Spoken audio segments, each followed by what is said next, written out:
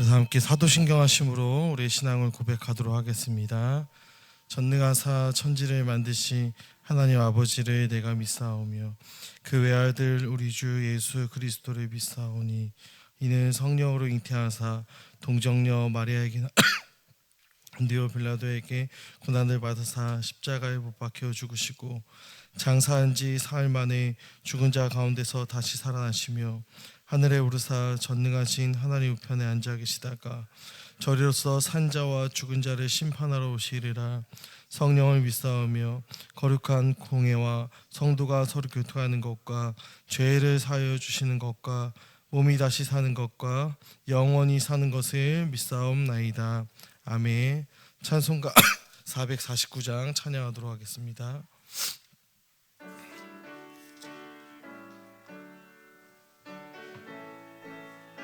찬송가 449장입니다. 예수 따라가며 복음 순종하며 우리 행할 길 환하겠네. 주를 의지하며 순종하는 자를 주가 늘 함께 하시리라.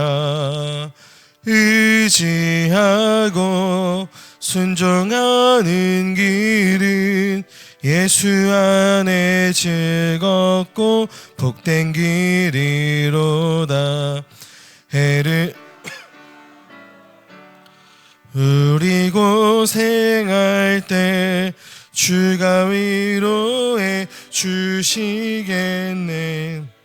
주를 의지하며 순종하는 자를 주가 안위해 주시리라. 의지하고 순종하는 길은 예수 안에 즐겁고 복된 길이로다. 남의 짐을 지고 슬픔 위로하면 주가 상급을 주시겠네. 주를 의지하며 순종하는 자를 항상 복 내려 주시리라. 의지하고 순종하는 길은 예수 안에 즐겁고 길이로다. 우리 받은 것을 주께 다 드리며 우리 기쁨이 넘치겠네. 주를 의지하며 순종하는 자를 은혜 풍성케 하시리라. 의지하고 순종하는 길은 예수 안에 즐겁고 복된 길이로다. 주를 힘입어서 말씀 잘 배우고 주를 모시고 살아가세. 주를 의지하며 항상 순종하면 주가 사랑해 주시리라. 의지하고 순종하는 길은 예수 안에 즐겁고 복된 길이로다. 아멘. 오늘 함께 나누실 하나님의 말씀은 열왕기하 24장 18절부터 열왕기하 25장 7절까지 말씀 보도록 하겠습니다. 열왕기하 24장 18절부터 열왕기하 25장 7절까지 말씀입니다. 제가 가진 성경으로는 구약 605면에 있는 열왕기하 24장 18절부터 25장 7절까지 말씀을 우리 한 절씩 교독하신 후에 마지막 7절을 함께 한 목소리로 합독하도록 하겠습니다. 시드기야가 왕이 될 때 나이가 21세라 예루살렘에서 11년간 다스리니라. 그의 어머니의 이름은 하무달이요 림나이 예레미야의 딸이더라. 여호와 보시기에 악을 행한지라. 여호와께서 예루살렘과 유다를 진노하심이 그들을 그 앞에서 쫓아내실 때까지 이르렀더라. 시드기야가 바벨론 왕을 배반하니라. 제9년 열째 달 10일에 바벨론의 왕 느부갓네살이 그의 모든 군대를 거느리고 예루살렘으로 치러 올라와서 그 성에 대하여 진을 치고 주위에 토성을 쌓으며 그 성이 시드기야 왕 제11년까지 포위되었더라. 그의 넷째 달 9일에 성중에 기근이 심하여 그 땅 백성의 양식이 떨어졌더라. 그 성벽이 파괴됨에 모든 군사가 밤중에 두 성벽 사이 왕의 동산 견문길로 도망하여 갈대아인들이 그 성읍을 에워쌌으므로 그가 아라바 길로 가더니 갈대아 군대가 그 왕을 쫓아가서 여리고 평지에서 그를 따라잡으며 왕의 모든 군대가 그를 떠나 흩어진지라. 그들이 왕을 사로잡아 그를 리블라에 있는 바벨론 왕에게로 끌고 가매 그들이 그를 신문하니라. 그들이 시드기야의 앞에서 죽이고 시드기야의 두 눈을 빼고 노 사슬로 그를 결박하여 바벨론으로 끌고 갔더라. 아멘. 오늘 예배의 자리 가운데 나오시면서 7분의 성도님께서 1000번째 예물을 올려드렸습니다. 오늘 이 시간에는 열왕기하 24장 18절부터 25장 7절까지 말씀을 가지고 우리 화요일 새벽 예배 말씀을 함께 나누도록 하겠습니다. 오늘 우리가 함께 읽은 이 본문의 말씀은 이제 유다의 마지막 왕인 시드기야와 이 유다의 멸망에 대해서 기록하고 있는 본문의 말씀입니다. 이 여호야긴이 바벨론에 의해서 물러나고 바벨론이 이제는 여호야긴의 숙부인 마따니아를 왕으로 세우고 그의 이름을 시드기야로 이렇게 바꿉니다. 그리고 그는 21세에 즉위하여서 11년간 남유다를 다스렸다라고 기록이 되어 있죠. 그러나 그를 봤을 때 이 시드기야 또한 이 여호야김의 모든 악한 행위를 따랐고 여호와의 말씀 앞에서 겸손하지 않았다라고 성경은 평가하고 그에 대해서 이야기하고 있습니다. 이 시드기야는 예레미야를 불러내어서 하나님의 말씀을 또 말씀을 구하고 또 조언을 은밀히 구하기도 했으나 이 예레미야가 이야기해준 그 뜻을 따르지는 않았습니다. 특별히 예레미야가 매번 무엇을 이야기했냐면 바벨론에게 이제 항복을 하여서 너희들의 목숨을 구하라라고 조언을 해줬었던 것이죠. 이것은 너희들이 바벨론을 신뢰해라라고 하기보다는 그런 의미가 아니라 하나님이 지금 이 바벨론을 사용하시고 바벨론을 이용하심으로 너희들이 이제 이에 순응하여서 자신과 백성과 나라의 안전을 도모하라라고 하는 뜻이 되었던 것입니다. 이것은 선택의 사항이 아니라 하나님의 말씀이고 뜻이었기 때문에 따라야 할 명령이었던 것이죠. 그러나 이 시드기야는 어떻게 했을까요? 이 하나님의 뜻, 예레미야를 통해서 전해진 이 하나님의 뜻을 그는 따르지 않습니다. 그는 바벨론에게 항복한 유다인들에게 혹여나 해코지를 당할까봐 두려워하기 시작합니다. 그래서 예레미야 38장 19절을 보면 이렇게 이야기하고 있습니다. 제가 읽어드리도록 하겠습니다. 예레미야 38장 19절입니다. 시드기야 왕이 예레미야에게 이르되 나는 갈대아인에게 항복한 유다인을 두려워하노라. 염려하건대 갈대아인이 나를 그들의 손에 넘기면 그들이 나를 조롱할까 하노라 하는지라 라고 이야기를 하고 있는 것이죠. 이미 바벨론인들에게 항복한 이 유다인들이 자기를 조롱하고 해코지할 것을 그는 두려워하고 있는 것입니다. 또한 그는 바벨론에 저항하고 있는 그의 신하들의 눈치를 보게 되는 것이죠. 그 와중에 이 시드기야 제4년 제5월에 거짓 선지자 하나가 등장합니다. 누구냐면 하나니아가 등장해서 어떠한 거짓 예언을 하는데 그것이 무엇이냐면 이 바벨론이 이스라엘로부터 유다로부터 취한 여호와의 성전의 기구들이 2년 내에 돌아올 것이다. 그리고 유배를 가게 된 여호야긴과 또 백성들이 2년 안에 다 돌아올 것이다 라고 하는 거짓 예언을 이 하나니아가 해주는 것입니다. 또 한편 이 느부갓네살 왕도, 바벨론의 왕이 이 느부갓네살 왕도 시드기야에게 충성할 것을 요구하며 그를 압박하는 것이죠. 그러나 시드기야는 어떻게 할까요? 이 거짓 선지자의 예언을 듣고 자기의 뜻대로 하나님의 말씀을 듣지 않고 자신의 뜻대로 따라 행합니다. 그래서 오늘 본문은 이 시드기야에 대해서 이렇게 우리에게 이야기해주고 있습니다. 시드기야가 바벨론 왕을 배반하니라 라고 이야기를 하고 있죠. 그는 방백들을 따라서 친애굽, 친이집트 노선을 따랐고 이집트에게, 애굽에게 말과 군대 또한 구합니다. 에돔과 모압과 암몬과 두로와 시돈과 반바벨론 동맹을 맺기까지 하지요. 이에 이 시드기야의 모습에 이제 바벨론이 가만히 있지 않는 것입니다. 예루살렘이 바벨론의 손에 함락이 되어지는 것이죠. 오늘 본문은 시드기야 제9년 제10월 10일에 이 바벨론의 왕 느부갓네살 왕이 온 군대를 거느리고 예루살렘으로 진격함을 보여줍니다. 그리고 예루살렘을 포위하고 성을 둘러싸는 토성을 쌓게 되는 것이죠. 이렇게 예루살렘은 약 1년 반 동안 포위되지만 이 시드기야는 바벨론에 항복할 의사가 없었던 것입니다. 이렇게 장기간의 성이 포위가 되면 어떻게 될까요? 이 성읍 사람들은 굶어 죽기 시작하는 것입니다. 아사로 내몰기 시작됐고 결국 시드기야 11년 제4월 9일에 예루살렘은 함락이 되어져 버리는 것이죠.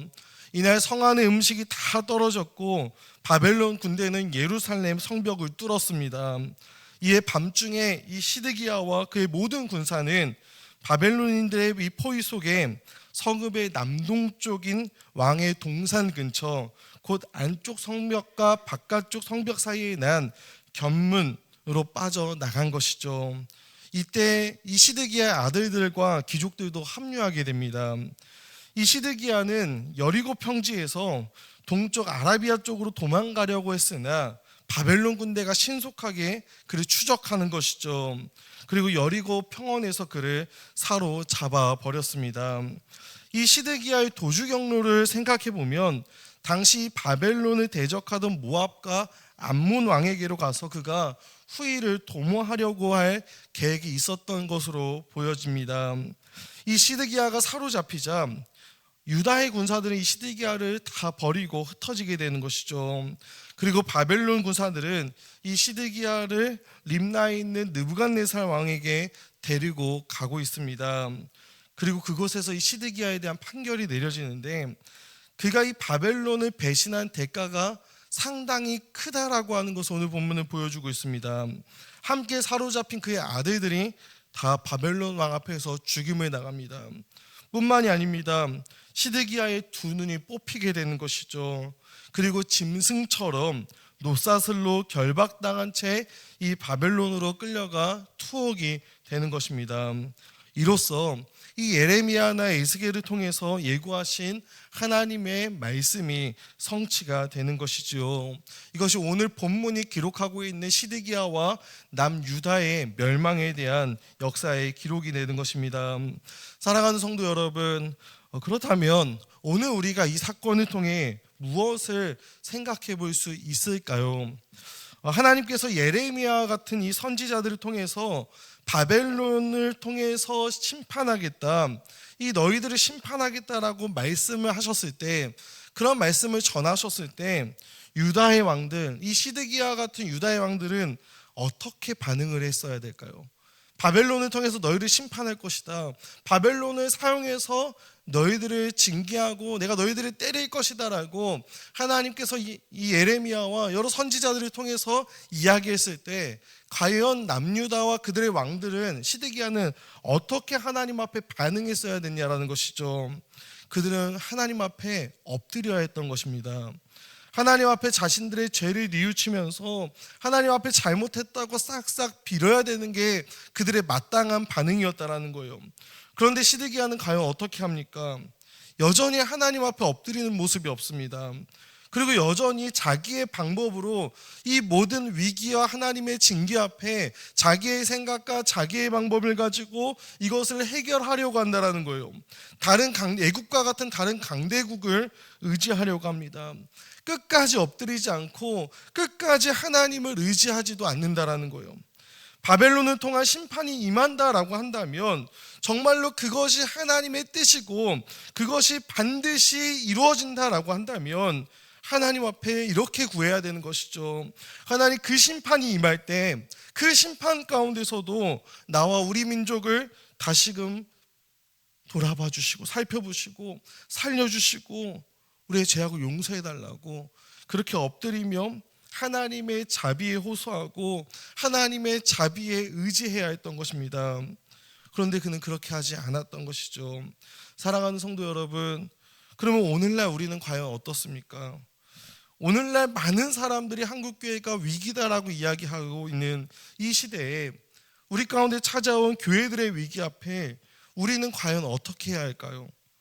하나님을 의지하고 하나님 앞에 엎드리며 과연 우리의 잘못을 되돌아보고 뉘우치고 있는지, 아니면 여전히 우리가 가진 생각대로 하나님이 아닌 다른 것들을 의지하고 있지는 않은지 우리가 이 말씀 앞에 우리의 모습을 되돌아보아야 할 것입니다. 저는 한국교회가 또 위기 가운데 있는 우리 교회들이 회복되는 유일한 길은 다시 우리가 주님 앞에 엎드리는 것, 이것이라고 생각을 합니다. 다시금 하나님을 의지하며 우리의 죄악들을 회개하고 하나님의 자비에 호소하는 것, 그것이 우리가 회복되는 유일한 길이지 않을까라고 생각을 해보게 되는 것이죠. 그렇지 않을 때 어떻게 될까요? 시드기야가 어떻게 됐습니까? 아들들이 죽습니다. 눈이 뽑힙니다. 짐승처럼 노사슬로 결박당한 채 바벨론으로 끌려가 투옥이 당하는 것이죠. 비참해진 것입니다. 우리가 끝까지 하나님을 의지하지 않고 하나님 앞에 엎드리지 않는다면 어쩌면 오늘날 교회들의 결국도 이렇게 되지 않을까라고 하는 생각이 드는 것이죠. 눈이 뽑혀서 보지 못하고 결박당한 이 시드기야 왕처럼 세상 앞에 어쩌면 우리가 더욱더 비참한 신세가 될 수도 있다라고 하는 것입니다. 그렇다면 오늘날 우리가 어떻게 해야 할까요? 우리가 해야 하는 것은 과연 무엇일까요? 하나님 앞에 우리도 엎드리는 것입니다. 하나님, 우리를 살려주십시오. 하나님, 우리를 고쳐주십시오. 하나님 앞에 그렇게 엎드리며 우리가 가진 다른 것들을 의지하는 것이 아니라 이 하나님만을 의지하고 하나님의 자비와 하나님의 그 사랑에 우리는 의지해야 하는 것입니다. 사랑하는 우리 성도 여러분, 오늘 이 아침 하나님 앞에 엎드리는 우리가 되길 소망합니다. 나의 죄와 우리 교회들과 우리 민족들의 죄악을 끌어안고 하나님 앞에 뉘우칠 수 있는 우리 모두가 되길 소망합니다. 그리고 다른 것을 의지하는 것이 아니라 하나님의 자비에 의지하고 하나님의 긍휼에 우리가 기대어서 나아가는 오늘 이 아침이 되게 주님의 이름으로 소망하며 축복합니다. 제가 잠깐 기도하도록 하겠습니다. 참 사랑과 은혜가 풍성하신 하나님 아버지, 우리에게 은혜 주셔서 오늘도 이 새벽에 하나님 앞에 나와 또 우리가 기도하며 주의 말씀 의지하며 나아갈 수 있는 귀하고 복된 시간 허락하여 주심에 주님 참으로 감사합니다. 사랑하는 하나님 아버지, 유다의 왕 시드기야가 끝까지 하나님 앞에 엎드리지 않고 뉘우치지 않고 자기를 의지하고 다른 것들을 의지하여서 결국에 비참한 신세가 되었던 것처럼 오늘날 우리가 하나님을 의지하지 않고 하나님 앞에 엎드리지 않고 하나님 앞에 돌이키지 않아 비참한 신세가 되는 일이 없을 수 있도록 하나님, 우리부터 나부터 우리 민족의 죄악과 또 우리 교회들의 죄악과 나의 죄악을 끌어안고 하나님 앞에 뉘우치며 하나님의 자비에 하나님의 긍휼에 기대고 의지하며 호소할 수 있는 우리 모두가 될 수 있도록 주님 인도하여 주시옵소서. 사랑하는 하나님 아버지, 오늘도 이 아침 주님 앞에 나오며 귀한 예물을 올려드렸습니다. 주님 기뻐 받아주시고 우리가 드린 이 귀한 예물이 주님의 몸된 교회가 더욱더 건강하게 세워지고 또 주의 피 묻은 복음이 또 땅끝까지 증거되는 일에 귀하게 사용될 수 있도록 주님 축복하여 주시옵소서. 모든 것 감사드리며 살아계신 예수 그리스도의 이름 받들어 기도합니다. 아멘. 하늘에 계신 이름이 거룩히 여김을 받으시오며 나라의 임하옵시며 뜻이 하늘에서 이루어진 것 같이 땅에서도 이루어지이다. 오늘날 우리에게 일용할 양식을 주옵시고 우리가 우리에게 죄 지은 자를 사하여 준 것 같이 우리의 죄를 사하여 주옵시고 우리를 시험에 들게 하지 마옵시며 다만 악에서 구하옵소서. 대개 나라와 권세와 영광이 아버지께 영원히 싸움나이다. 아멘.